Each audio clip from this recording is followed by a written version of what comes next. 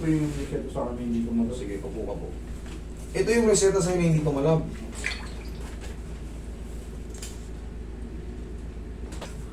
Hindi. Ganito yan, sir. Ano po bang nangyari sa atin? Ano po eh, dito ko po sumakit po, hindi ko papunta po eh. Ano pong ginawa natin? Upo ka lang muna, sir.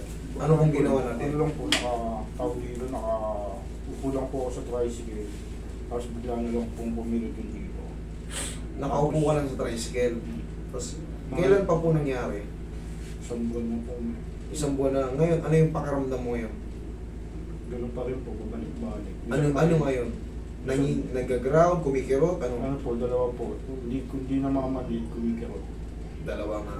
Minsan sabay. Pero wala kang maalala na nadulas ka, nalaglag ka sa tricycle, Wala. nabaldog ka, Wala. nagbuhat ka, lumagutok yung malakang mo.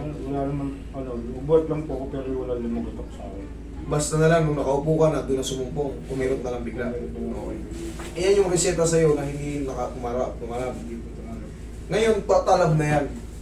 Oo, tatalab na yan. Pero adjustin mo na kita. Pwede po mga video. Oo! Dito, wala pong bawal. Tandaan nyo, magmula doon sa labas dyan, sa waiting area, sa mga ano, i-video nyo. Sige, ano mo muna yung kapangyarihan mo, ibigay mo muna sa kanya. Yan. Wala pong bawal dito. I-record nyo po. Lahat ng sinabi ko, lahat ng procedure, i-record nyo po. Wala pong bawal. Oo, dyan ka lang muna. Wala pong bawal. Tandaan nyo ang mga nagbabawal mag-video. Una, hidden charge. Pangalawa, dalawa lang naman hidden charge. Pangalawa, hindi sila sigurado sa ginagawa nila. Ayaw nilang ma-record kasi baka sumablay. Hindi nila ma-accept. Yun lang, dalawang rason. Dito, i-record nyo kahit saan kayo, kahit saan kayo galing. Huwag lang yung i-guide nyo yung mga tao na ano, kung saan yung location ko agad. Kailangan po natin mag-book. Okay, relax lang.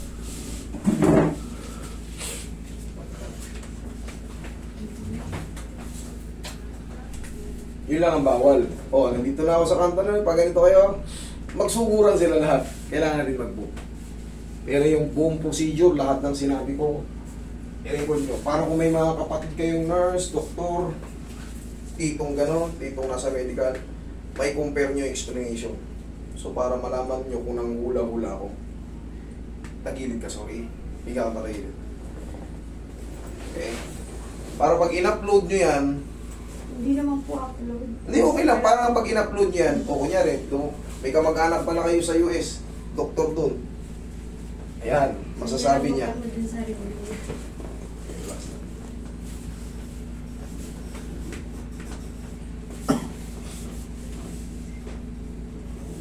Sabi ng side idol.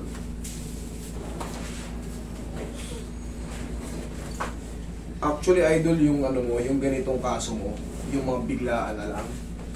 Kumbaga, wala ka naman talagang ginagawa. Sadya. Dati nang may warning yan. Dati nang may warning yan, ngayon nangawit.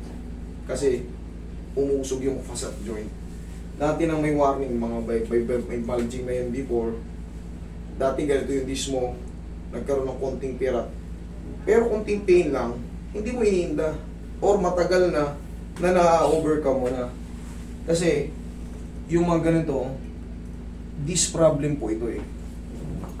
Hindi nyo lang namamalayan na nagbaba. Manala po ba? Hindi. Para ka lang kumain ng kape. Yun lang.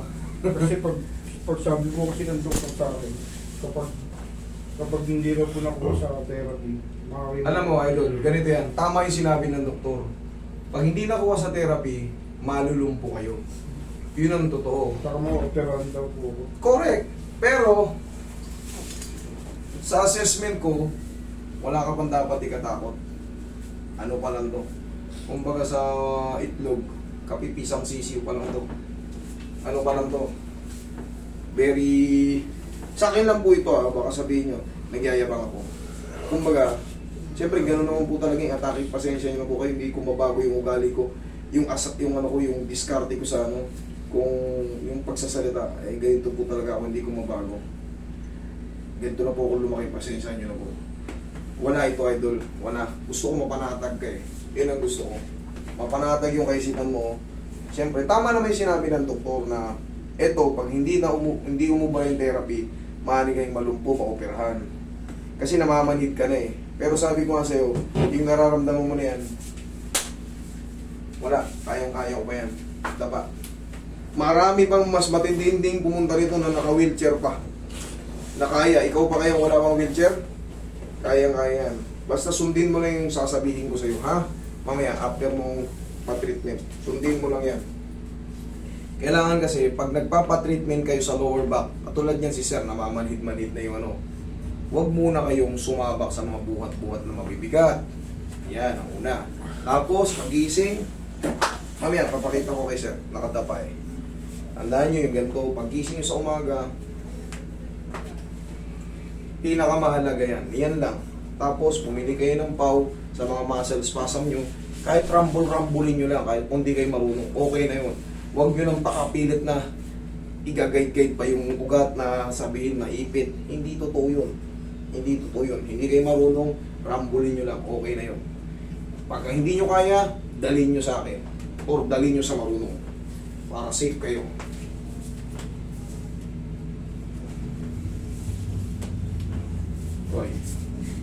Okay ka lang dyan, sir? Ha? Okay, sige, dyan ka lang.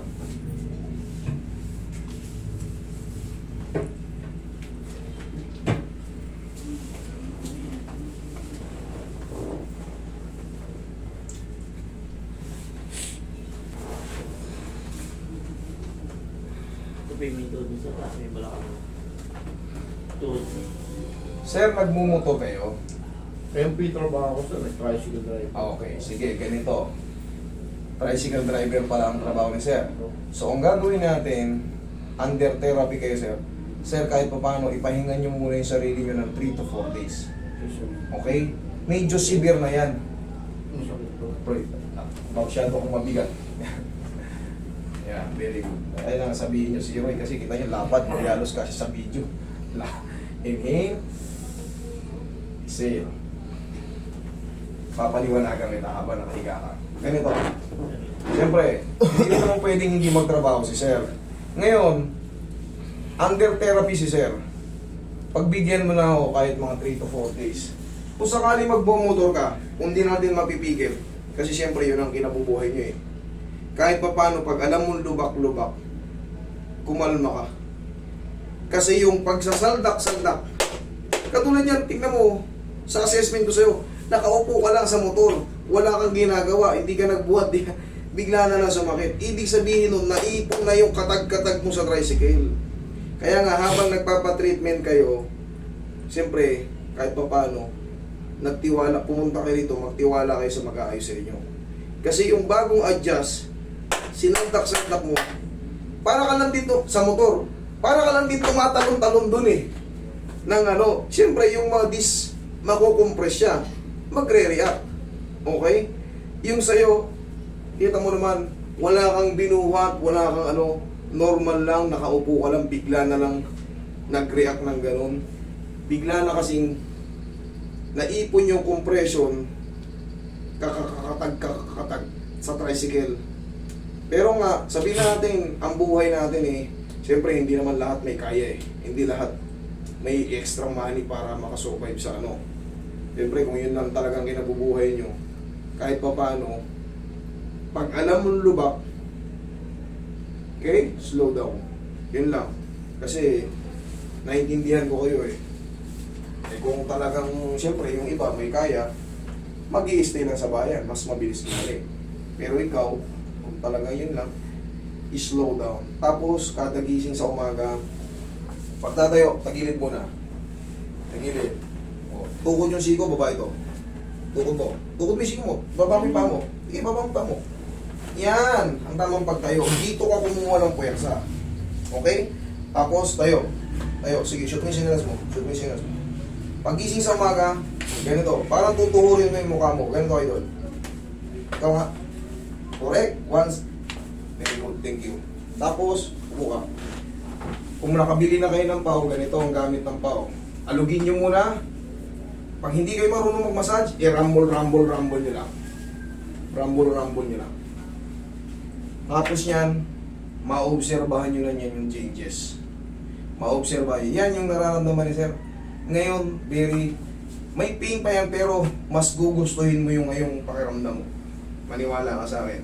Tapos, paglipas ng 3 to 4 days, boom, okay ka na. Pero, hindi porket okay ka na, yung routine mo, basta ka na lang din humarabas ng lubak-lubak.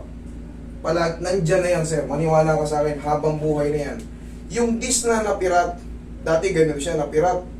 Hindi na po yan nagre-regenerate na umaahon ulit. Pirat na po yan. So, mag-iingat kayo sa mga malalalim na lubak.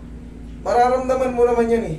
Pag nakakatag ka, Ay, ibig sabihin po, hindi Sa na malupa? hindi na siya, kung magiging pabalik-balik na lang po siya. correct. Pero sa tulong ng tinuro ko sa'yo,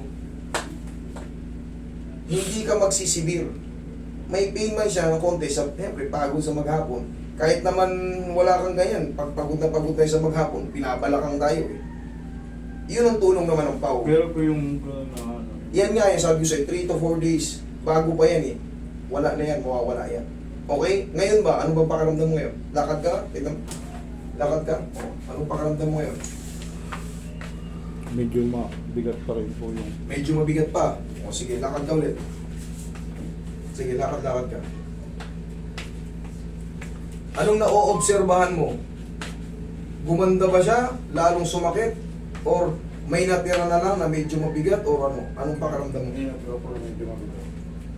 Ano na lang? Hindi natira po medyo mabigat. Yung natira, medyo mabigat. Yan po yung 3 to 4 days. Pero gumanda na yung balakang mo. Okay?